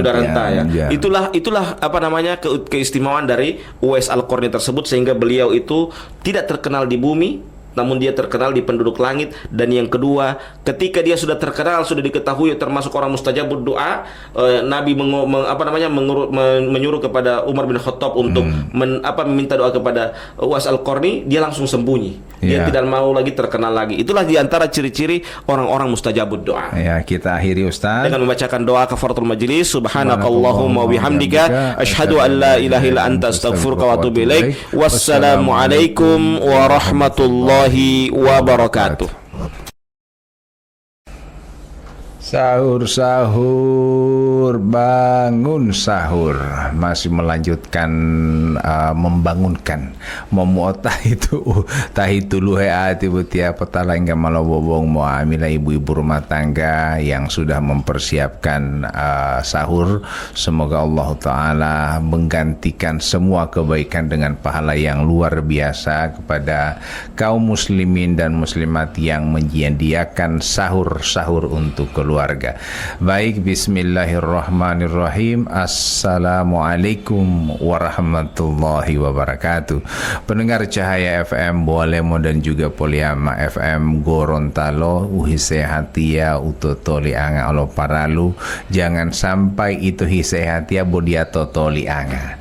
Artinya itu butia jude bo utotoli anga beda paralu. Wanu buti modungga ya ma bohi huto alo bayahi puasa wa tapi bohi huto itu boti dia jamoto limo puasa. Jadi kita sama-sama saling menyayangi, kita saling menyapa dalam saling bersua, insyaallah, termasuk kami pun masih bisa bersua bersama para pendengar di hari ke-19 bulan suci Ramadan. Insyaallah puasa kita diterima oleh Allah Subhanahu wa taala. Kita doakan ya semuanya pada sehat, insyaallah, rezeki lancar, dan yang penting selanjutnya adalah baku sayang. Totoli angam itu Ustaz. Istri sayang kepada suami, suami sayang kepada istrinya. Wanu puasa boyi ngo atau lalu puasa. Kira-kira openum puasamu po opuluomu tun lala amalimu po opuluomu. Wanu boyi ngo dia motoli mau puasa. Istri dengan suami harus baku sayang di bulan suci Ramadan, anak dengan orang tua apalagi. Anak jangan sampai ada kata benci kepada kedua orang tua. Seperti halnya kemarin kita menyambung apa yang sudah disampaikan oleh Ustadz, bahwa doa-doa kita akan diijabah oleh Allah Subhanahu wa taala. Kita akan termasuk orang yang diterima doanya apabila kita memperlakukan orang tua kita senantiasa berbakti kepada kedua orang tua kita. Wanu itu kafiru, wanu itu pokoknya dia mau dungu itu mengodla, dia malolo itu utonu, wanu lo umuali itu batanga. Laita upuhutu untuk dia mau walia. Misalnya mau masuk ode polisi, misalnya anak muda yang ingin masuk polisi tapi selalu gagal. Karena kenapa? Tidak baik kepada kedua orang tua. Ketika seorang anak yang panennya selalu gagal, ilongola imo ingtenga de boy tua ma wolo he putum tum ngodla amu odita ambil awolo hasil melo binte ampel bohia mutangoli teriti papa muli mama mudila. Itu kan Ustaz ya. Jadi mau tapu mai pale ampela pobo pongohiam pen bodulo literi adeli mota pobo buruli papa muli mamamu posuru li mongoli ati dia mal sampai bungkil. Jadi ya ma lolo heto utonu wanu musibah pi ita buti buai untuk nala kesempitan dalam kehidupan. Salah satunya adalah ketika kita durhaka kepada orang tua ya Ustaz ya. Karena ya adalah Ustaz malabutia kisah lioli lewais al-Qarni lewais itu mau turunnya lan sebenarnya ini sebenarnya ada pelajaran dari Rasulullah sallallahu alaihi wasallam. Wa mualilioti Ustaz betul mualilio mau tulungi mali Umar ma awal betul dia mau turang sahabat lo hilauti Umar betul kan sahabat ya orang yang minta tolong para sahabat dua mewah betul ma bolo dia. Walau Rasulullah pun apa tadi lawai salkarn sebenarnya mualif karena Rasulullah itu ingin mengajarkan kepada kita bahwa kita harus berbuat baik kepada orang tua supaya otolimol Allah Ta'ala doa to wanu misalnya wala untuk hemongoto mamona ade dokteri ambela dia moluli dia muto moluli mona ade uton di utonu dia muto moluli. Padahal mahepona amo ta'ala de orang pintar yang akhirnya bodoh. Biasanya orang seperti itu karena yang mau datang pada dia orang bodoh. Itu kan. Jadi mamona de tamo to tawali ma dele paranormal de bode dia mau tamululi. Ele mau batang durhaka kepada orang tua. Wanu yo mo piyohu hile mo piyohu pahutua mo ada orang tua insyaallah yo Allah hilato mo atau batang wala umu pasti moluli asali mo piyohu de orang tua. Jadi itu Ustaz ya. Waktu apa mengulangi apa yang sudah disampaikan Ustaz pada pertemuan-pertemuan sebelumnya, bagaimana cara kita supaya dosa kita diampuni Allah Subhanahu wa taala. Kemudian juga ada sahabat Rasulullah atau pada saat itu ada orang yang takwa namanya Hasan Basri. Ilundulio lo sahabat lo lama butia. Ya butia ambil dia. Barasa waktu dia mau tabuala. Boleh Hasan Basri perbanyak istighfar. Wah buti pak susah hidup, perbanyak istighfar. Jawabannya betul perbanyak istighfar. Makanya di setiap momen yang Ustadz sudah sampaikan, saya juga menyimpulkan watia moela batang alo hilau. Jangan sampai uhe ora salah tia butia wali Ustadz. Betul sebenarnya wanu para pendengar sama-sama. Kira-kira mau tomboata mau amila dari awal kita dari pertemuan pertama Ramadan sampai dengan yang ke-19 hari ini dan kita ikuti ya ke-20 hari ini ya. Artinya kita sudah bertemu 19 kali dan hari ini yang ke-20. Kalau kita ikuti dari awal ini memang banyak guyonnya. Tapi kalau kita renungi apa yang disampaikan oleh Ustadz, saya sendiri mahila tumboto Ustadz. Bukan apa, saya merasa ya butia batang auti madi data lo dosa insyaallah dengan menghapus 10 dosa dengan abeheli lo hiameli Ustadz buti beheli wolomo. Ini kan 10 masih ada 4 lagi. Insya Allah ini akan menjadi inspirasi buat saya dan juga para pendengar yang lainnya, baik yang ada di Cahaya FM maupun ada Poliama maupun semuanya. Kita saling mengingatkan, misalnya para pendengar lo dung hei nguntie, kemudian disampaikan kepada yang tidak dapat dengar. Kemudian diteruskan kepada orang lain, anak cucunya. Karena alim mulia tu ustaz dalam kebaikan betul dalam pak ita betul hello yang melalui ustaz ya. Jadi kemudian mereka doa insyaallah ti ustaz betul diberikan hidayah, diberikan kemudahan rezeki, insyaallah ti Ustaz Beito diberikan umur panjang, dan insyaallah ti Ustaz itu senantiasa baku sayang dengan DP istri. Itu mungkin doa-doa seperti itu. Baik Ustaz mau haya apa liwat yang gungguli mas tinggal ma apa lu mau pulih tato lati atau doa lo ti Ustaz. Ya. Assalamualaikum warahmatullahi wabarakatuh. Waalaikumsalam warahmatullahi. Alhamdulillah. Ini potaluat ya Ustaz. Wassalatu wassalamu ala nabiyyina Mustafa wa ala alihi wa sahbihi wa ala sairil wafa wa man tabi'ahum bi ihsanin ila yaumiddin wa athahu man iktafa. Subhanaka la ilma lana illa ma 'allamtana innaka antal alimul hakim wa la haula wa la quwwata illa billahil aliyil azim. Para pendengar Cahaya FM Bualemo dan juga Poliama Top FM Gorontalo, dan juga yang sementara mendengarkan kami lewat streaming, para takmirul masjid, jamaah masjid yang sementara mendengarkan kami lewat masjid juga, insyaallah kami temui dalam keadaan sehat walafiat. Alhamdulillah, kita bersyukur kepada Allah Subhanahu wa taala. Pada pagi hari ini tak terasa kita sudah 2/3 dari bulan suci Ramadan yang akan meninggalkan kita. Kita mulai harus berpikir, menintrospeksi diri, sudah sejauh mana amaliyah yang kita lakukan selama ini. Kita harus mengevaluasi bagaimana ibadah-ibadah kita yang kita lakukan, apakah sudah maksimal atau tidak.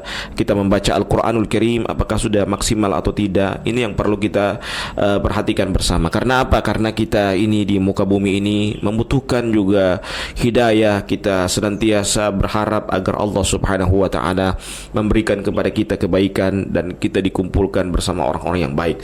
Salat beriring taslim kita haturkan kepada junjungan kita Nabi Allah Muhammad sallallahu alaihi wasallam, kepada keluarga beliau, sahabat beliau, dan insyaallah curahan rahmat tersebut akan sampai kepada kita selaku umatnya yang komitmen dan konsisten dengan ajaran yang dibawa oleh beliau. Para pendengar yang dimuliakan oleh Allah Subhanahu wa taala, kita melanjutkan pembahasan kita di antara sebab-sebab Allah Subhanahu wa taala akan menggugurkan dosa kita. Di antaranya adalah amal jariyah, shadaqatun jariyah. Kalau ada amal jariyah berarti ada dosa jariyah. Iya. Jadi kalau amal jariyah berarti kebaikan. Ya. Kalau dosa jariyah itu juga orang akan ingat juga setelah kita meninggal dunia. Kalau kita buat keburukan, kita buat tempat-tempat yang buruk, itu termasuk dosa jariyah. Kalau amal jariyah itu kita buat tempat-tempat yang baik. Sehingga ketika kita meninggal dunia, maka orang akan ingat kebaikan kita. Dan selama orang apa yang dimaksud dengan jariah itu Ustaz? Jariah itu mengalir. Ya? Itu sedekah, maksudnya mengalir itu dalam artian walaupun kita sudah meninggal dunia, dia masih mengalir terus, pahala yang mengalir kepada kita. Contoh misalnya orang membangun sekolah. Ya, setelah kita membangun sekolah, ya, kita meninggal dunia, sekolah itu dipergunakan oleh orang sampai seterusnya, maka selama itu pula pahala itu akan mengalir kepada kita. Begitu juga misalnya kita membangun itu mailat ya? Iya, itu. Begitu juga kalau kita membangun masjid. Selama itu masjid dipergunakan oleh kaum muslimin, ya, untuk melaksanakan ibadah, ya, ibadah-ibadah di situ. Maka selama itu pula kita akan mendapatkan amal jariyah, aliran pahala dari orang-orang yang berbuat baik di tempat itu. Itulah pentingnya kita melaksanakan amal jariyah ini. Dan amal jariyah ini kenapa dia termasuk penggugur dosa? Karena sebagaimana yang sering saya sampaikan, ada orang yang bertanya kepada saya, wahai Ustadz, bagaimana dengan saya ini yang sering berbuat buruk? Bagaimana cara menghapus dosa saya? Terlalu banyak saya punya keburukan. Saya bilang apa? Memperbanyak kebaikan. Termasuk kebaikan yang kita perbanyak itu adalah kita memperbanyak melakukan amal jariyah, membuat amal jariyah yang itu dia akan membekas, orang-orang berbuat kebaikan di dalamnya. Kita pun akan mendapatkan kebaikan karena orang-orang berbuat kebaikan di tempat tersebut. Ya, jadi amal jariyah itu adalah amal perbuatan baik yang akan terus mengalir kepada kita pahalanya Ustadz ya. Kita niatnya baik, tapi kemudian amal kita itu kita niatnya baik, tapi kemudian hasilnya buruk. Bagaimana Ustadz? Misalnya ini Ustadz ya, saya menanam pohon depan rumah. kemudian ini akan jadi tempat teduhnya, misalnya tukang bentor, kemudian para siswa juga sambil menunggu bentor dan lainnya. Akhirnya jadi amal jariah saya kan bisa menjadi tempat teduh. Tapi lama-lama ini menjadi sumber sampah. Nah, kemudian juga mengkhawatirkan di jalan jadi kecelakaan. Nah, ini bagaimana, Fadhil Ustaz? Ya. Iya, jadi amal jariah ini adalah amal, kalau itu pohon mungkin amal jariahnya itu saya bukan cenderung kepada tempat berteduh, saya cenderungnya kepada buahnya. Misalnya kita menanam mangga, setelah kita menanam mangga itu dimakan oleh orang. Setelah kita meninggal dunia pun ada orang yang mengambil itu mangga. Maka selama mangga Hindu. Ya, walaupun tidak bertanya. Walaupun tidak bertanya. Kalau dia mencuri itu kita sudah bahas kemarin, kalau dia mencuri itu dosanya. Tapi kita dapat kebaikan karena apa? Karena kita menyediakan memberikan manfaat kepada orang lain. Khairun nas anfa'uhum linnas. Ya, sebaik-baik manusia apa? Memberikan manfaat kepada orang lain, kepada manusia yang lain. Maka dengan dia menanam mangga dan mangga itu dipanen oleh orang baik yang memberitahu maupun tidak, dia mendapatkan pahala. Itu termasuk amal jariah. Atau misalnya dia melakukan kebaikan yang lain, misalnya itu seperti tadi membangun masjid, membangun sekolah. Maka selama itu masjid dipergunakan oleh orang lain, selama itu sekolah dipergunakan oleh orang lain, maka selama itu pula kita akan mendapatkan imbas dari pahala yang mereka lakukan itu berupa kebaikan di dalamnya.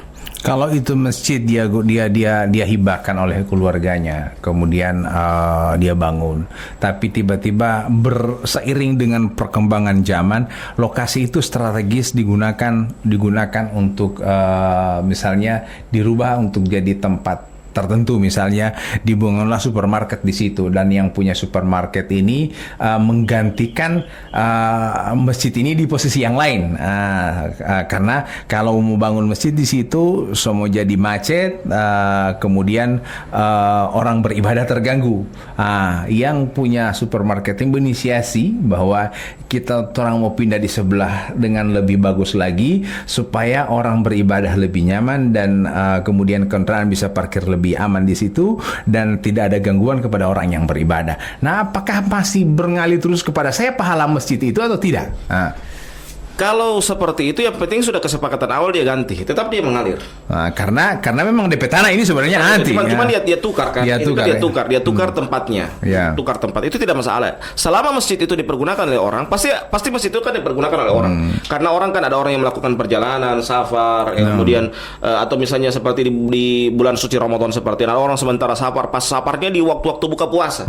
Pasti dia mampir sebentar untuk buka puasa bersama kaum muslimin yang lain. Maka selama itu dia dia safar, dia buka puasa bersama kaum muslimin yang lain, maka dia mendapatkan pahala di tempat itu. Dia berbuat kebaikan di tempat itu, kemudian kita berbuat kebaikan di tempat itu, maka kita mendapatkan pahala ya. Dengan kita karena kita melakukan amal jariah, membuat masjid dan itu masjid itu dipergunakan oleh kaum muslimin. Ya, kalau itu perbuatan baik, insya Allah akan bernilai untuk kita. Ya, jadi Ustadz misalnya ada kotak amal untuk pembangunan masjid 1.000 2.000 di jalan kita berikan untuk membantu pembangunan masjid itu. Ini apakah selama masjid itu digunakan, apakah kita juga amal kita? Iya, jangankan kotak amal yang dijalankan itu sampai, yang tidak sampai pun, misalnya orang kasih jalan ke kotak amal ini, apa tadi hati lunggu loh, mau tapi lo pun alio tuh hepong ilulia, misalnya begitu, atau dia pergunakan ke tempat yang lain yang bukan tujuan kita untuk memberikan kotak amal itu. Walaupun itu tidak sampai itu uang, maka niat kita itu sudah sampai. Ya, niat kita kan memang untuk membangun masjid, membantu itu masjid untuk dalam pembangunan masjid, intinya kita menjadi sumbangsi juga orang melaksanakan amal jariah itu, ya, menjadi orang yang turut ikut campur dalam sedekah jariah itu. Maka selama itu pula orang itu berbuat kebaikan, kita mendapatkan kebaikan dengan dengan sedekah jariah seperti ini, maka kita juga akan mendapatkan pahala dari apa yang kita lakukan itu, walaupun cuma 1.000 2.000, bukan cuma kecilnya itu, tapi yang dilihat itu adalah keikhlasan kita dalam melakukan kebaikan tersebut. Makanya banyak orang yang, Ustadz boleh saya katakan, bulan suci Ramadan ini banyak menyumbang Al-Quran, mazhab-mazhab atau Al-Quran ke masjid-masjid, karena ya setiap orang yang membaca Al-Quran yang dia berikan ini, pahala juga mengalir kepada orang yang memiliki Al-Quran itu.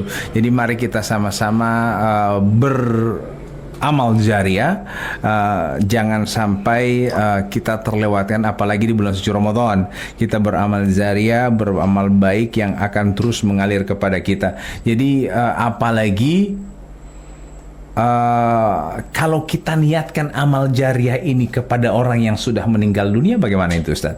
Masanya Watia berbuat baik, tapi saya niatkan kepada orang tua saya niatkan ini untuk om saya niatkan ini untuk apa? Apakah akan mengalir kepada saya juga, atau khusus kepada orang yang saya niatkan itu? Ya, begini, kalau kita kalau kita itu namanya termasuk ihda'us tsawabi 'alal mayyit, yaitu memberikan hadiah kepada orang yang telah meninggal dunia, hadiah pahala maksudnya. Ya. Jadi kalau kita meniatkan pahala kepada menghadiahkan pahala itu kan bermacam-macam, termasuk itu misalnya kita bangunkan sekolah atas niat orang yang telah meninggal dunia. Kita membangunkan masjid atas niat orang yang dengan tujuan untuk memberikan amal jariah kepada orang yang telah meninggal dunia itu. Atau misalnya dia punya tanah, orang yang meninggal itu punya tanah. Namun dia tanah kosong awalnya, dia sebelum meninggal dunia dia tanah kosong. Kemudian yang mewarisi, ahli waris ini adalah anaknya. Anaknya kebetulan anak yang soleh. Ya, dia jelas tidak mau bangun tempat-tempat yang umum. Dia pingin maunya tempat majelis taklim, tempat masjid atau tempat taman pengajian, sehingga dia wakafkan tanah itu untuk memberikan membangun majelis taklim, membangun tempat-tempat ibadah di situ, melakukan kebaikan-kebaikan pesantren di situ. Sehingga atas nama orang yang telah meninggal dunia itu, selama tempat itu dipergunakan untuk kebaikan, maka selama itu pula pahala akan mengalir kepada orang yang telah meninggal dunia tersebut. Sama juga dengan orang yang itu diantara sebabnya. Yang kedua, kita memberikan pahala dengan apa? Dengan mungkin mewariskan Al-Quran ke masjid-masjid, atau mewariskan Al-Quran ke tanah suci misalnya. Selama Al-Quran itu dipergunakan oleh kaum muslimin untuk dibaca, untuk dibaca, untuk senantiasa dibaca terus itu Al-Quranul Karim. Selama itu dipergunakan terus-menerus, maka selama itu pula pahala akan mengalir kepada kita. Bayangkan berapa banyak pahala, berapa banyak Al-Quran yang kita sumbangkan ke masjid itu, kemudian dipergunakan oleh kaum muslimin yang lainnya. Dia dia baca, mereka baca tiap hari, mereka baca, kemudian sampai terus-menerus berapa orang yang membaca Al-Quran sampai khatam 30 juz. Maka selama itu pula Al-Quran yang kita wariskan, kita berikan, kita hadiahkan ke masjid itu, maka selama itu pula kita akan mendapatkan pahala. Karena apa? Karena mereka membaca Al-Quranul Karim. Yang berikutnya juga kita memberikan pahala dengan apa? Dengan memberikan nama di bagian dari kelompok kurban. Kita taruh kelompok Quran si B, si C itu adalah orang yang telah meninggal dunia. Misalnya orang tua kita yang telah meninggal dunia. Maka kalau kita itu termasuk pahala, mengirimkan pahala, mengirimkan pahala ini dia di antara sebabnya dengan itu masuk kelompok kurban. Jadi kelompok kurban, jangan kita heran kalau misalnya ada kelompok kurban ada nama-namanya orang yang sudah meninggal dunia. Berarti itu anaknya ingin mengirimkan pahala lewat pahala kurban, ya, lewat kepada orang yang telah meninggal dunia. Ya, ada juga yang berikutnya dengan apa? Dengan dia memberikan pahala itu dengan badal haji atau badal umroh, ya. Kalau badal haji tentunya orang yang membadalkan haji dia sudah haji dulu. Begitu juga badal umroh, dia harusnya umroh dulu. Jadi mau haji tahu harusnya mau haji mulu-mulu. Iya, begitu. Mau umroh tahu. Jadi kalau misalnya begini, kita mau menghadiahkan haji kepada orang tua kita, ya kita haji dulu. Baru kemudian kita kita menghajikan orang tua kita. Wanu watia dia lo haji karena watia mongoto mau hilatia dari ustad. Itu bagaimana itu ustad? Itu badal. Berarti tapi saya kan kalau misalnya saya belum pernah haji tidak boleh. Saya harus haji dulu. Open watia mongoto alasan mongoto dia cari orang yang sudah pernah haji. Sebagaimana hadis yang terkenal, hadis Ibnu Syubrumah namanya. Ya, Ibnu Syubrumah ini hadis yang terkenal. Jadi orang yang membadalkan haji, syaratnya dia haji dulu. Kalau membadalkan umroh, syaratnya dia umroh dulu. Jadi misalnya saya membadalkan umroh kepada orang lain. Saya di Bali, alasan saya tidak bisa umroh Ustadz karena saya sakit. Nah, syaratnya, saya kasih pati Ustadz, iya, syaratnya saya sudah umroh. Kalau saya sudah umroh, oke, boleh. Saya bisa membadalkan umroh sama di Bali. Tapi kalau saya belum pernah umroh, tidak boleh saya membadalkan umroh. Walaupun saya seorang Ustadz, tidak boleh. Ya, jadi jangan menggampang-gampangkan sesuatu yang kita anggap itu sepele, padahal itu sebenarnya tidak boleh. Ya. Ya. Baik pendengar yang rahmatullah subhanahu wa taala, yang saya tanya tadi itu Ustaz, misalnya saya menyerahkan semua pahalanya itu kepada orang tua saya, misalnya ketika saya bangun masjid, semua pahala ini saya alirkan kepada orang tua saya. Nah, pertanyaan saya, apakah aliran pahala juga akan masuk ke saya atau cukup pada orang tua saya yang sudah meninggal itu? Begini, kalau kita kita mau mengalir seperti itu memang kepada orang tua kita. khusus orang tua kita, karena kita atas nama orang tua. Tapi kita mendapatkan pahala dengan apa? Kita sebagai wasilah, sebagai penerus, sebagai penghubung, penghubung untuk orang tua kita mendapatkan, penyebab orang tua kita mendapatkan amal jariah itu. Itu tujuannya. Jadi tujuan kita melakukan kebaikan, tujuan kita untuk berbuat kebaikan itu tujuannya apa? Atau kita mengirim pahala kepada orang yang telah meninggal dunia itu tujuannya apa? Kita juga dapat pahala. Pahala apa? Pahala kita mengurusi sampai amal jariah itu tersalur bagus kepada orang yang telah meninggal dunia tersebut. Tidak semua yang bisa juga seperti itu. Kita orang harus belajar juga secara fikih ya Ustaz ya. Kalau kita orang menyumbangkan sebegitu atas nama orang meninggal dunia, tapi kalau untuk zakat fitrah tidak boleh. Timabut ya, tisebe melarikan timah zakat fitrah lisebe. Itu jamaah kan Ustaz ya, karena itu sudah meninggal dunia. Kalau kurban boleh, tapi kalau zakat kalau zakat fitrah boleh kalau dia meninggalnya pas masuk Ramadan pertama. Itu masih boleh. Tapi kalau misalnya kalau sudah lama tidak boleh. Boleh. Cuman maksudnya misalnya begini, misalnya Ramadan hari pertama kemarin dia meninggal. Nah, berarti dia masih sempat menginjakkan kaki di Ramadan. Itu. Atau misalnya malam sahur pertama dia meninggal dunia. Kan malam sahur pertama itu sudah satu Ramadan. Ya. Itu artinya anaknya bisa mengeluarkan zakat fitrah kepada kepada orang tua tersebut. Ya, itulah kalau yang sudah meninggal dunia seperti sudah lama tentunya tidak perlu lagi kita untuk keluarkan zakat fitrah. Tapi kalau dia baru meninggalnya tanggal 1, tanggal 2 Ramadan, tanggal 3, itu kan dia sempat menginjakkan kaki di bulan suci Ramadan. Maka kewajiban kita tetap sebagai anak memberikan zakat fitrah untuk orang tua kita yang telah meninggal dunia tersebut.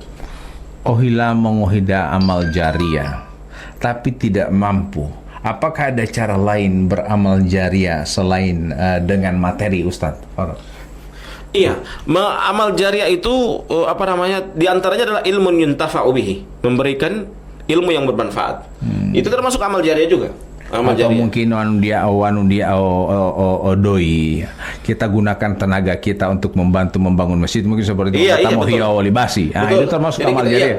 Termasuk amal jariah. Jadi setelah masjid itu dipakai, kan di situ ada tenaga kita, ya bukan cuma materi ya.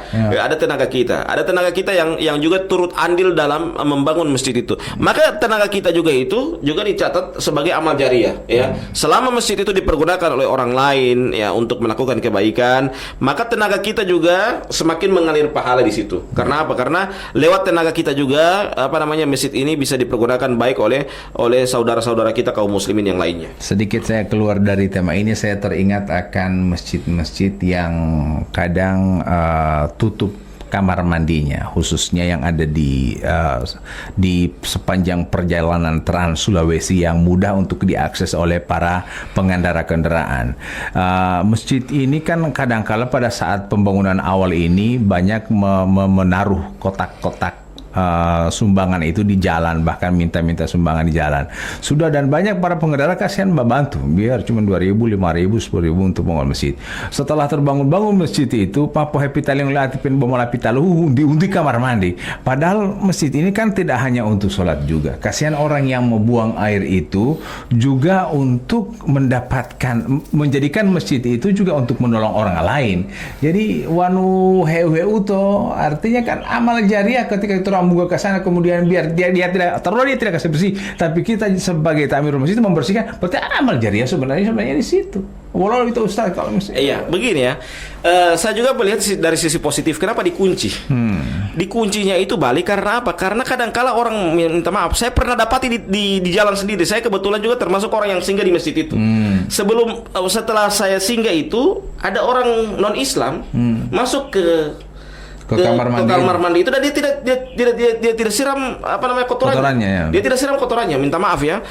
Ini Ini kan yang membuat saya bilang, pantasan takbirul masjid juga mengunci ini kamar mandi. Ya. Dalam artian bukan cuma sekedar non Islam ataupun Muslim, tidak. Bahkan ada Muslim juga yang sama perilakunya ya. Jadi dalam artian apa? Saya melihat sisi positifnya. Kenapa kamar mandinya dikunci? Pasti di antara sebabnya kalau misalnya orang yang buang air itu dia tahu juga akan kebersihan masjid itu, ya minimal dia ini kan kotornya dia sendiri. Minimal dia siram, setelah dia buang air besar dia siram, setelah dia buang air kecil dia siram. Nah, itu kan tidak jadi masalah. Tapi kalau kenapa saya lihat dari sisi positifnya itu Bali. Ya, bisa jadi orang itu masjid apa kamar mandinya itu dikunci karena apa? Karena kadang kita masuk ke misalnya ke WC, kotorannya masih ada, ya bahkan tidak tersiram. Babe itu kalau masuk itu yang tidak basiram itu yang tidak pakai sumbangan di jalan. Kalau dia mau tuntut ya, padahal dia di kota Kamal tio. Tio mau lapis kalau habis ambil aja jampo beres. jadi itu maksudnya itu dari sisi positifnya sehingga kenapa juga takmir itu mengunci supaya pada saat waktu sholat itu Bali orang yang misalnya betul-betul yang buang air kecil sebelum dia berwudu, dia mau buang air kecil atau buang air besar, dia mendapati masjid itu dalam keadaan bersih. Ya, cuman ini orang kalau kadang-kala orang yang mau sholat kasihan kemudian dia semua buang air kecil atau buang air besar, dia masuk ke kamar mandi tidak jadi dia buang air karena apa? Karena dia merasa mencium bau yang busuk karena apa? Karena masjid itu kebersihan dari toilet itu tidak bersih. Iya, karena anti tahipotabia Allah mau mau tabuti udia gaga, artinya jadi tidak khusyuk kan? Lagi panggut tihite artinya kan ini mungkin tujuan daripada takmirul masjid untuk membakunci ini masjid. Tapi itu tamu lapi talu hebet aja hebong ya kotak amal ambil aja meluang kotak amal. Jadi insyaallah ini menjadi pelajaran buat kita semua. Wanu beresi kamar mandi itu lama di mengoli.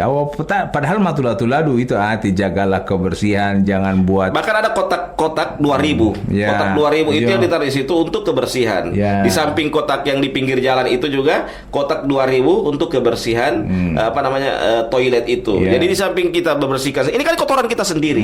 Di samping kotoran kita sendiri kita bersihkan, kita juga jangan lupa untuk membersihkan kita juga minimal dengan kotoran kita sendiri itu kita bersihkan. Itu ada sumbangan. Ada sumbangan juga untuk kebersihan itu. Tapi biasanya tidak menulis begitu. Jangan sampai ada tulisan kalau buang air besar 5.000, buang air kecil 2.000. Apa taati malah keluar itu mayari 5.000, bawa buang air besar tiba ayo 5.000. Bayar 7.000 tiba ilongolali pasti buang air kecil juga. Oh, saya pastikan itu. Tidak mungkin buang air besar, buang air kecil. jadi 5.000, patah 2.000, patah bakonto 500. Jadi harus membayar 7.500. Karena so lengkap sama itu. 7.500. Akhirnya DP doi 8.000. Wala patah wali mai long ko 500 sudah mapau tutamai supaya malengkap 8.000. Mau tutapeda lagi. Pendengar yang sama dirahmati Allah Subhanahu wa taala, ini hanya sebagai hiburan saja, insyaallah juga apa yang disampaikan Ustadz bisa bermanfaat buat kita semua, terkhusus untuk kita beramal jariah di bulan suci Ramadan. Semoga Allah Subhanahu wa taala senantiasa membimbing kita, memberikan hidayah kepada kita dalam terus memanfaatkan Ramadan untuk bisa memaksimalkan berbagai amal ibadah kita. Kita akhiri Ustadz dengan membacakan doa kafaratul majelis. Subhanakallahumma bihamdika asyhadu an la ilaha illa anta astaghfiruka wa atubu ilaik. Wassalamualaikum warahmatullahi wabarakatuh.